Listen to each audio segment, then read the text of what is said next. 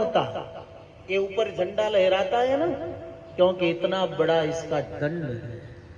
तो लखन रूपी यदि दंड ना होता तो राम रूपी पताका कैसे फहरती। तो जब कोई महापुरुष आते हैं, दादाजी आए तो उस समय के लोग भी आए, जैसे राजकुल में जन्म लिए एक ऐसे महापुरुष पीठ में कि राजकुमार के रूप में जन्म लिए, गुरु की खोज में निकले। बद्रीनाथ भगवान ने जाकर संकेत किया नर्मदा खंड में दर्शन होगा, और वहां गए तो मिले। तो ऐसे जो आप लोग हैं कोई सामान्य नहीं है, कोई और टिमटिमाते हुए तारे हैं, इसको और जगाना है, प्रज्वलित करना है। जैसे आग की चिंगारी है, उसको और हवा दो तो अग्नि प्रज्वलित होती है। साधना से, भक्ति से, समर्पण से अपने को और खूब प्रज्वलित करना, दे दीप्यमान करना। नित्य जीव वो है जो भगवान के समीप रहता है, प्रकृति से संबंध नहीं है, वो नित्य जीव है। दूसरा जीव की कोटि में मुक्त जीव आते हैं, वे भी धन्य हैं। अनादिकाल से संसार में जन्म लेते थे, मरते थे, प्रभु कृपा हुई और मुक्त होकर प्रकृति से। देखो, एक शरीर से मुक्त होना अलग है, लेकिन फिर वो जन्म होगा कहीं ना कहीं। जैसे गर्मी में आप देखो कहीं खरपतवार नहीं दिखता है, बारिश होते ही अंकुर खरपतवार जम जाते हैं जमीन में। उसी प्रकार हमारे कर्म वासना फिर कहीं ना कहीं जन्म देगी। आज यहाँ कल वहाँ, आज देश में फिर विदेश में।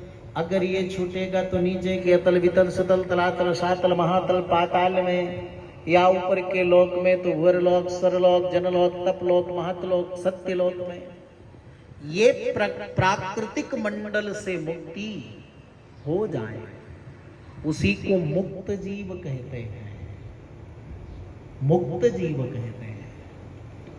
मुक्त जीव प्रकृति में बंधा था, जन्म मरण के कष्ट को भी भोगा था, साधना किया, भगवान की कृपा हुई, सदगुरु का अनुग्रह हुआ, तो प्रकृति से मुक्त होकर भगवान के वैकुंठ में पहुंच गया।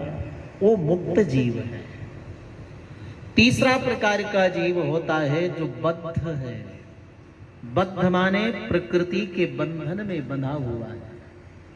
अनेक प्रकार का जन्म पाया और फिर अनेक प्रकार का जन्म प्राप्त करेगा। प्रकृति में बंधा है, क्योंकि हमारा ये शरीर स्थूल शरीर है। इसके अलावा एक कारण शरीर होता है, सूक्ष्म शरीर होता है, यातना शरीर होता है। नरकादि लोक में जो कष्ट मिलता है उसको यातना शरीर कहते हैं।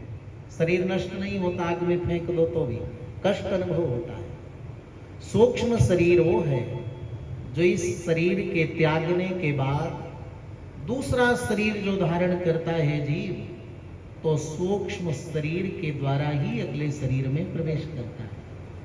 और कारण शरीर वो है जो अंत में सब कुछ छूट जाता है। उसी मूल के कारण बार बार वासना, बार बार सूक्ष्म शरीर, बार बार स्थूल शरीर मिलता है।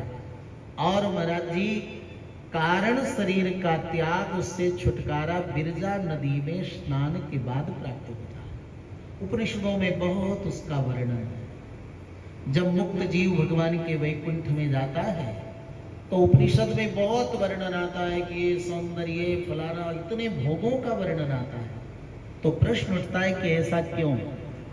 इसलिए कि अभी भी इसके मन में कोई लालसा तो नहीं है किसी वस्तु की।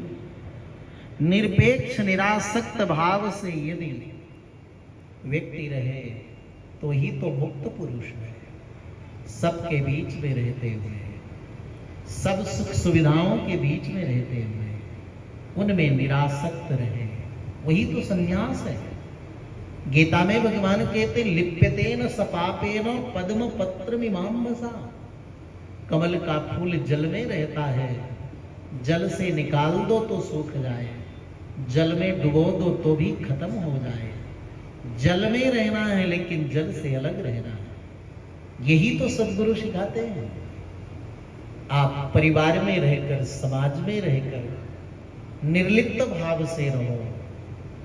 दादाजी का जीवन ऐसा ही था।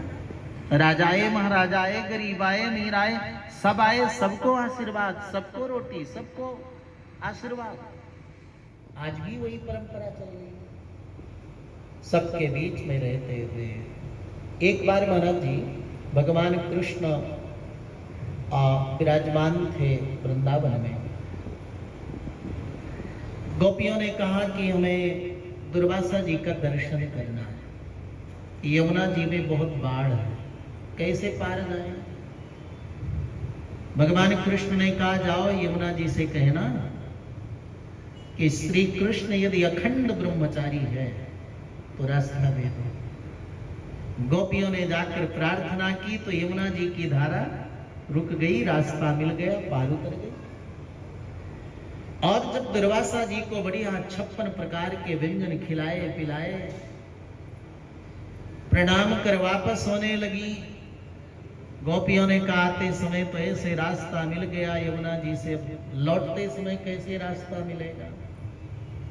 तो दुर्वासा जी ने कहा जाओ यमुना जी से कहना कि दुर्वासा ऋषि कुछ न खाता पीता हो, केवल दुर्वा रस पीता हो, तो रास्ता दे दो।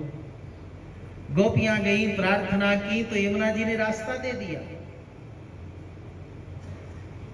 आप क्या समझोगे? गोपियों को कैसा लगा होगा?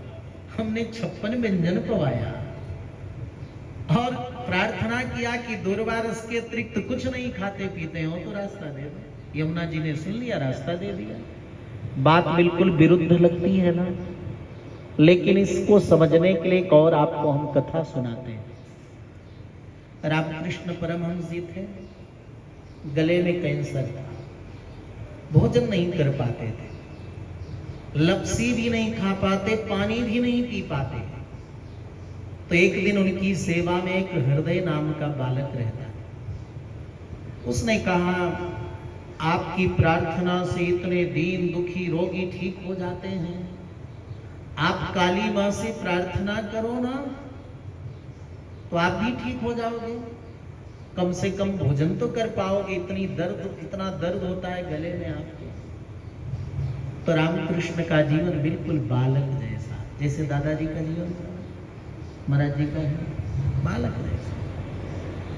रामकृष्ण देव गए और काली मां के सामने बोले, मां मेरे को इतना तो ठीक कर दो, भोजन पानी तो खा पी सकूं।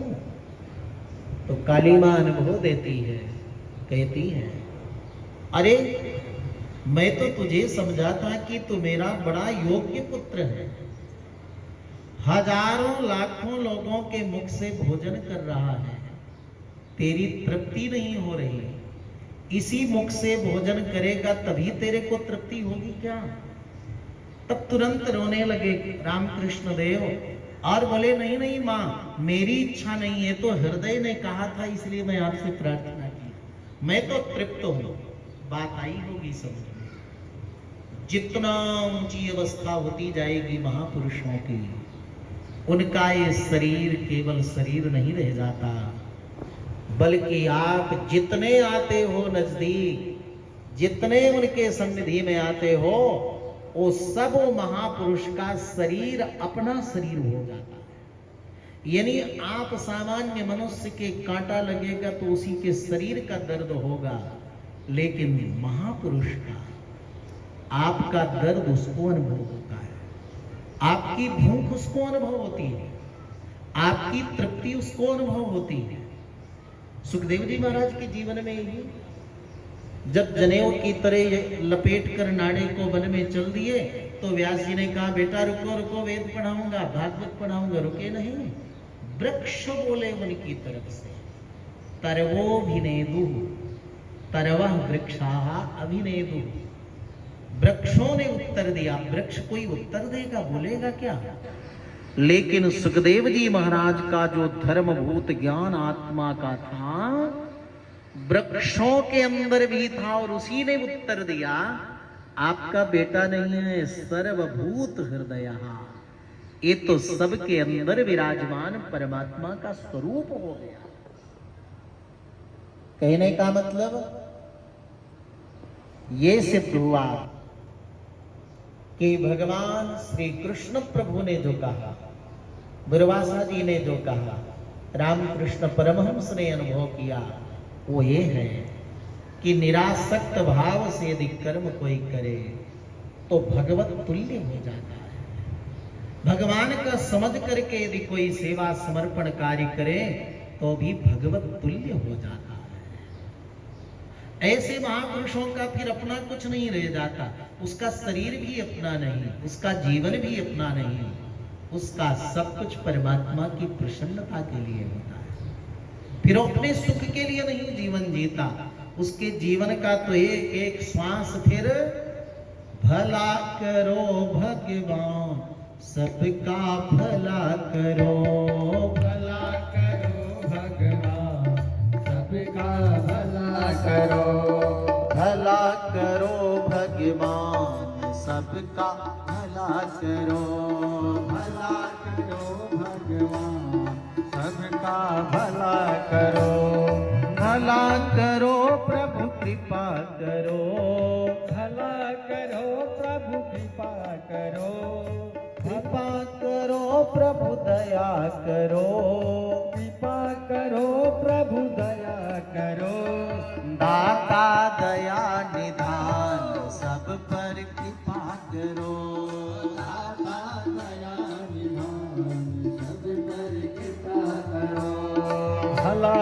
करो भगवान सब पर भला करो, भला करो भगवान सबका भला करो, द्वार खड़े हैं भक्त तुम्हारे, द्वार खड़े हैं भक्त तुम्हारे, अपनी दया। लेकिन राम लला की कृपा हुई, आप श्री पधारे वहाँ और बड़े बड़े स्नेह से आपने कहा कि यहाँ आना है। हमने कहा जरूर आएंगे, इसी बहाने यहाँ दिव्य सिद्ध स्थान में निवास हो गया, आपका स्नेह सानिध्य प्राप्त हुआ और अपनी वाणी को दादाजी को समर्पित करने का सौभाग्य मिला। आप सबका प्रेम इसी प्रकार संत भगवंत गुरु चरणों में बना रहे, यही प्रभु के चरणों में बार बार प्रार्थना करते हैं और मंगल कामना